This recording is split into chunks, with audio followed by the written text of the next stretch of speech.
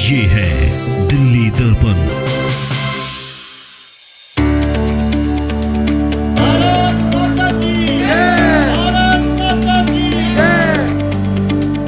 हम सब मिलकर इस यात्रा को सफल बनाएंगे।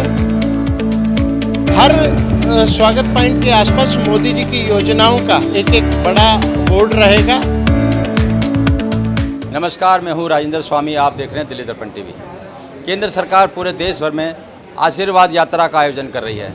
दिल्ली में भी इसकी जोर शोर से तैयारियां चल रही हैं। इस वक्त हम खड़े हैं केशवपुरम जिला कार्यालय में, जहां राजकुमार भाटिया जी हमारे साथ मौजूद हैं। ये बताएंगे कि इनके ज़िले में यात्रा को लेकर क्या प्रबंध किए गए, कहां से कहां तक ये यात्रा जाने वाली है और इस यात्रा का मकसद क्या है, किस तरह से लोगों तक पहुंचेगी, मोदी सरकार की उपलब्धियां किस तरह से लोगों तक पहुंचाई जाएगी। भाटिया जी, सबसे पहले तो बताइए कहां से ये शुरू होगी यात्रा और कहां तक जाने वाली है। यात्रा 17 अगस्त को 2 बजे कन्हैया नगर मेट्रो स्टेशन से शुरू होकर हमारी ज़िले की सभी विधानसभाओं से गुजरेगी।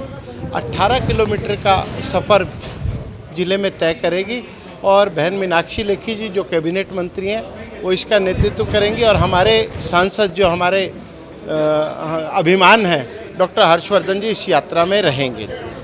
और इस यात्रा की तैयारियों को लेकर भारतीय जनता पार्टी का एक सिस्टम है कि हर काम के लिए कार्यकर्ता को समान अवसर मिले और उस समान अवसर के तहत हमने कार्यकर्ताओं की एक बड़ी टोली योजना में लगाई है। कार्यकर्ता में ट्रांसपोर्टेशन को कोई और देख रहा है, स्वागत पॉइंट्स को कोई और देख रहा है, भोजन पानी की व्यवस्था को और देख रहा है, सज्जा को कोई और देख रहा है। तो बलराम गुप्ता जी और अशोक भारद्वाज जी इस पूरी यात्रा का संयोजन कर रहे हैं और हम सब मिलकर इस यात्रा को सफल बनाएंगे। बहन मीनाक्षी लेखी जी हमारे ज़िले में लगभग 5 घंटे रहेंगी।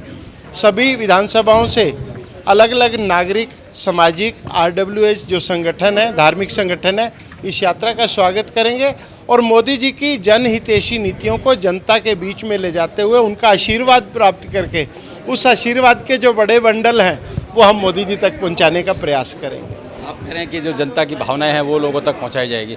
अभी आपने प्रेस कॉन्फ्रेंस जिक्र किया कि किस तरह से समय की बर्बादी हुई, बोलने नहीं दिया गया, परिचय नहीं दिया गया मंत्रियों को, जो मंत्रिमंडल का सभी को समान प्रतिनिधित्व मिला है।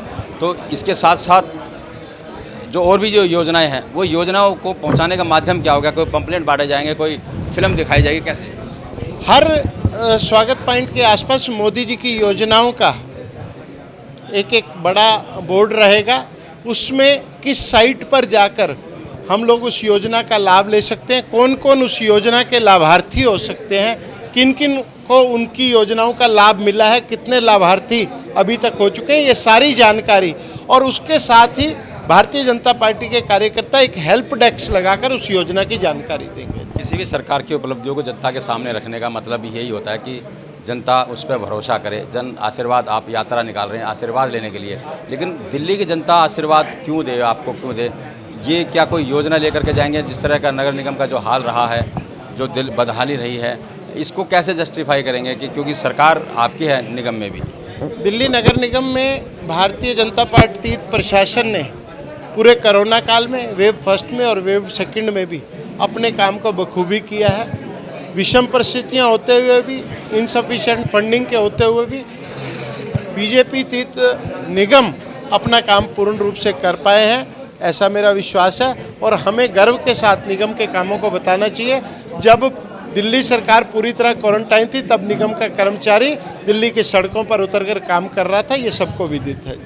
क्योंकि जिम्मेदारी तो निगम की बनती है, निगम में आप बैठे हैं, जो नहीं हुआ, तालाब बन चुकी पूरी दिल्ली, जल भराव आपने देखा, करप्शन के विषय भी बीच बीच में उठते रहते हैं, नगर निगम की सैलरी का इशू बहुत बड़ा रहता है। इसका सारा का सारा जो सफ़र करती है वो जनता करती है, विकास कार्य नहीं हो पा रहे हैं। एटलीस्ट जिम्मेदारी तो आपको कहीं ना कहीं लेनी पड़ेगी। देखिए, जिम्मेवारी लेते हैं तभी तनख्वाह के मुद्दे पर हमारे निगम के शीर्ष नेतृत्व ने केजरीवाल जी के घर पर धरना किया, उनसे बातचीत करने के लिए गए, लेकिन वो घर से बाहर निकल के नहीं आए।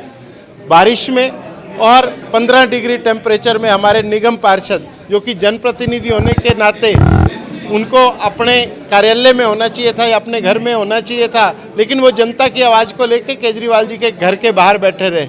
उन्होंने नहीं सुनी, अलग बात है, लेकिन भारतीय जनता पार्टी जन मुद्दों पर अपनी आवाज़ मुखर ढंग से रखती है और स्थानीय निकायों को फंड मिल पाए, इसके लिए भारतीय जनता पार्टी ने लंबी लड़ाई लड़ी है। उसके साथ साथ अपने निगम कर्मचारियों को समय समय पर तनख्वाह की डिलीवरेंस भी की है। आज भी जो है मई तक की तनख्वाह या जून तक की तनख्वाह मिल चुकी है। मेरे पास अभी डाटा नहीं है, लेकिन पूरी तनख्वाह मिल चुकी है। अभी अब जब कुछ समय बाद नगर निगम चुनाव होंगे, क्या लेके जाएंगे? आशीर्वाद, उपलब्धियां लेके जाएंगे या योजनाएं लेके जाएंगे?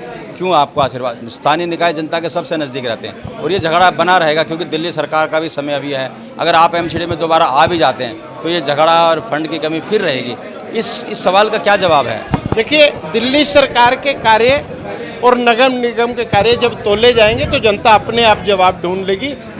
लोकतंत्र में चाबी हमेशा जनता के पास रहती है। ताला आप किसी भी ब्रांड का लेके जाएं, लेकिन बैलेट के माध्यम से जनता अपनी चाबी स्वयं खोलती है। जनता सोच ले कि जिम्मेदारी जवाब देगी, जंग खत्म हो जाए, चलो एक बार केजरीवाल की सरकार बनाई जाए एमसीडी के अंदर, ताकि ये जिम्मेदारी जवाब दे कि जंग खत्म हो जाए। इस सवाल का कैसे जवाब देंगे? मुझे लगता है कि मैं और आप आज इस विषय पर कोई भविष्यवाणी करेंगे तो वो ठीक नहीं है। जनता को उसके दिमाग से सोचने दीजिए। हम कोई परसेप्शन जो है सेट ना करें, माइंड सेट ऐसा ना बनाए। जनता के माइंड सेट के हिसाब से बात करें। हाँ, तो जनता अभी सोचा हुआ है। जनता ने देखा कि कौन सी सरकार कोरोना काल में क्वारंटाइन रही है और कौन से लोग जो है सड़कों पर सेवा करने के लिए थे।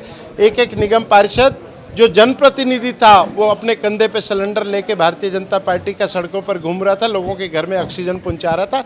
इससे श्रेष्ठ काम मैं नहीं सोचता कि कोई जनप्रतिनिधि कर सकता है, जो दिल्ली नगर निगम के पार्षदों ने, भाजपा के पार्षदों ने और भाजपा के संगठन ने किया है। विपक्ष का काम तो खामियां भी ढूंढना है दिल्ली सरकार की। वो कौन सी खामियां होंगी जो आप संगठन में लेके जाएंगे ऐसे ऐसे कार्यक्रम में या जनता के बीच? आपको क्या लगता है दिल्ली सरकार के नाम के साथ कहीं खूबियों की बात हो रही है क्या जी? सभी खामियां और वो जनता अच्छे से देख रही है। हम तो जिस नब्ज पर हाथ रखेंगे वहाँ से खामी निकलेगी और भारतीय जनता पार्टी का एक एक कार्यकर्ता केजरीवाल सरकार की ईंट से ईंट बजाने के लिए तैयार खड़ा है और मुद्दा जनता के बीच में ले जाने के लिए भी तैयार है। जनता को आज पता है कि दिल्ली सरकार ने कितनी बड़ी ठगी की है, प्रचार के नाम पर कितनी बड़ी ठगी की है, ये दिल्ली की जनता देख रही है। मेरे ख्याल सवालों को बस किया जाए। ये बिल्कुल साफ है, मोदी सरकार की उपलब्धियां, निगम की मजबूरियां और दिल्ली सरकार की खामियों को भी जो बीजेपी है, दिल्ली बीजेपी, वो बीच बीच में जनता के बीच में लेकर के जाएगी और आने वाले सभा में कोशिश होगी कि जो जन समर्थन है, जन आशीर्वाद है, उसको मिल सके। कैमरामैन सोनू और शिवानी के साथ राजेंद्र स्वामी, दिल्ली दर्पण टीवी। लेटेस्ट खबरों के लिए सब्सक्राइब करें हमारा YouTube चैनल या फिर लॉग ऑन करें www.delhidarpantv.com। खबरों की कवरेज और विज्ञापनों के लिए संपर्क करें इस नंबर पर।